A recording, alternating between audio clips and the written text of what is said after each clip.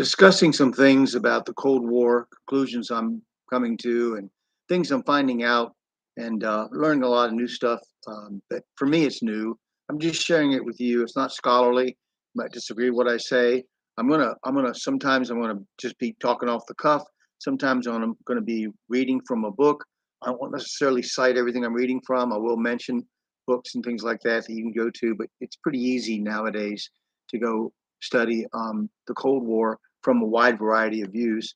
Um, there's some great books out there about literature about how the historians who are pro-communist, and how they weren't even phased by the unlocking of the KGB archives in the 90s. They simply deny the evidence. I'll give you an example here locally at Shippensburg University. There's a Robert Schaffer who teaches American history, but was so pro-communist and so revisionist and against the traditional historian who would look at the evidence from the KGB archives, and then would realize that things like what people said, like McCarthy and Martin Dies and others, were true. And the people like Schaffer, they don't hold America in very high regard, and they teach their history, and it's colored that way. It's directed that way. So, in any event, I just want to talk a little bit about some things I've learned or I'm learning about the Cold War, and talk about American socialists. Their idea at the time in the 40s and 50s, um, they were really controlled by the far left, as we are today. The Squad, people like that, control our Democratic Party. But then in that day, the American socialists had been taken over by Americans for Democratic Action, which is the left wing of the Democratic Party, and they were really the main forces of revolutionary movement um, in America on this, that was organized. And Adlai Stevenson, who was taught to respect a great deal when I was young, was a political idol of the ADA, the left wing of the Democratic Party, and who were really espousing the American socialist agenda. Um, and there's so many people are deceived by a difference between, they confuse, um, they say that only malicious and evil people will confuse socialism with communism. They're really confused by the technical differences between socialists and communists. Socialists and communists often attack each other violently, and there are many varieties of socialists, as there are communists. Um, but all socialists and communists are united in their common hatred of the idea of the American free enterprise economic system and of the constitutional Republican form of government under which it has been so successful. Um, the distinction between socialism, like in England or in Europe, you have socialist and labor parties and stuff, and communism, as represented by Russians, Soviet Russians, or minority groups in other countries. It's just simply one of tactics and strategy rather than objective. Communism is only socialism pursued by revolutionary means and making its revolutionary method a canon of its faith. Um, and this was acknowledged by Stalin. The identity of communist and socialist objective was acknowledged by dictator Stalin in August 46. This is according to the official report of a British goodwill mission to Moscow, when the Labour Party was in power and Clement Attlee was the prime minister in Britain. The report included in the annual report of the Labour Party's executive committee and published on May 9th, 1947, said, and I quote, I'm quoting from Manley's The 20-Year Revolution. After a general discussion, Mr. Stalin said he was gratified to know that two great countries were traveling in the socialist direction. In the Soviet Union, the Russians were traveling to socialism in the Russian way, whereas Britain was going in the roundabout British way, to which there was an aside that we had a habit of getting there. He felt that in both countries, we could reach the socialist objective, talking about British and Russians. They, the Russians, recognized that through socialism could be obtained by other methods than through the Soviets.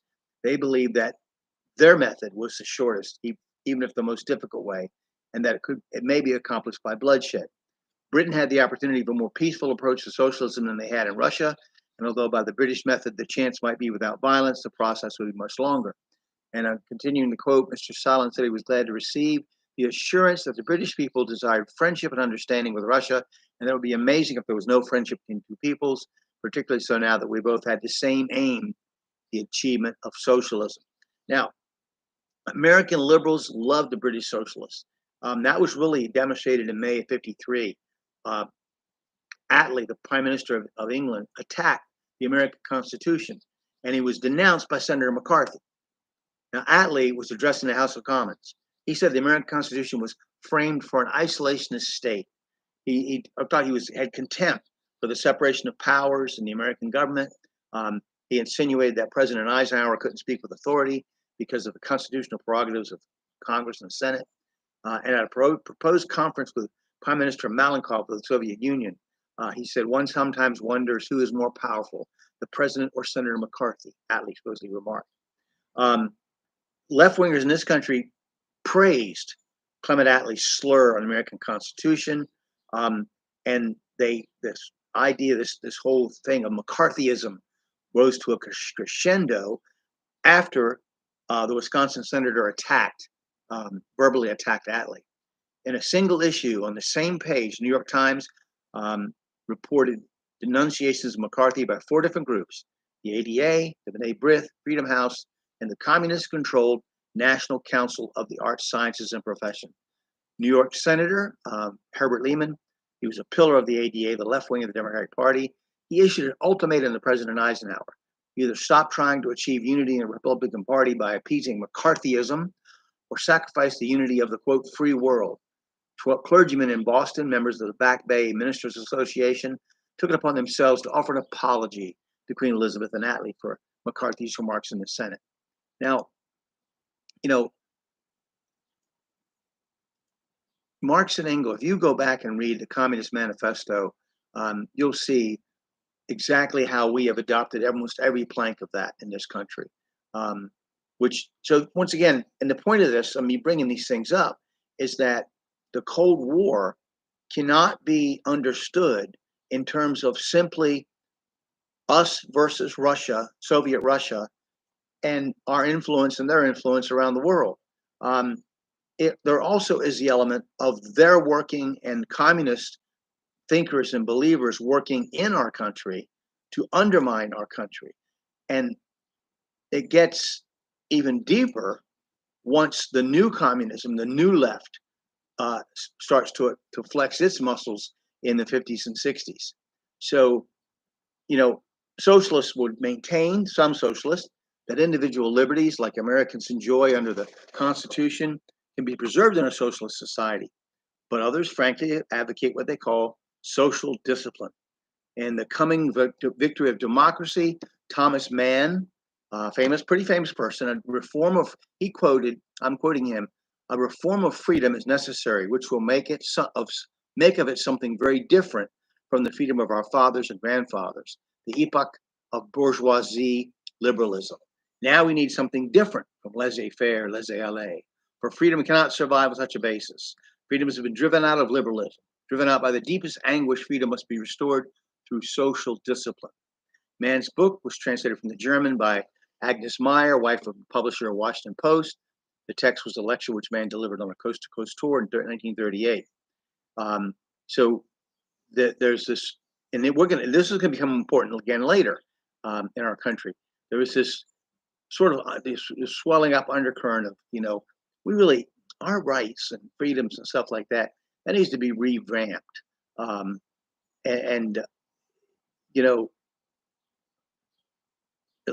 was the balance between the welfare of the individual and the welfare of society. They viewed that as a conflict, and it had to be dealt with. And the totalitarian impulse in socialism and communism cannot be denied by a reasonable human being who looks at all the evidence and looks at what the writers themselves said about what they believed and what they were doing at the time. So I want to talk about communism and the New Deal a little bit, because we have to kind of jump back and forth to get a picture of 30s, 40s, and 50s, because things are going to change. The whole focus of communism is going to change in America in the 50s, in the late 50s and 60s. And so we need to have a firm foundation of what was going on between 1930 and say 56 or 7. So we'll talk about that next time. I know I belabor things and I talk about things, I stress things too much, but this is just fascinating to me. I mean, there's so many things that I didn't even think about, and it's so complex.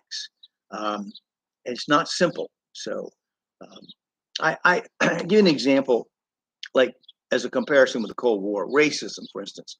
Racism is a complex thing. When I was a little kid on the Eastern Shore of Maryland, Somerset County, Maryland, there was a very strange division between black and white, and there was a lot of out and out racism, but even the mutual cooperation was just strange. Like I remember being a little kid, and a black kid had drowned swimming in a gravel pit, and that was flooded, and his father and brother were trying to find his body, and black people all around the pit. But the white people had gathered out, the fire company, everything gathered around, also at the distance. All their equipment, they had everything they needed. They could have gotten the body. And I asked my dad, why don't we help them? And my dad said, if they ask us to, we will, but we're not supposed to, we're not going to go, we don't say anything. We don't do anything. We're here. If they say we need help, we'll help them. I thought, that is so strange, you know? But there's a lot of other things too. But so the Cold War is a complicated thing. I'm finding out it's not simple. I just was always taught, you know, we are against Soviet Russia and all these proxy wars and movements around the world and all this stuff. Was more to it than that because they were also working in our country. So anyway, I hope you'll bear with me. Just have your own opinion, make comments, disagree. That's fine. That's fine. I just hope that you'll be studying it too. Thank you. That's enough for today.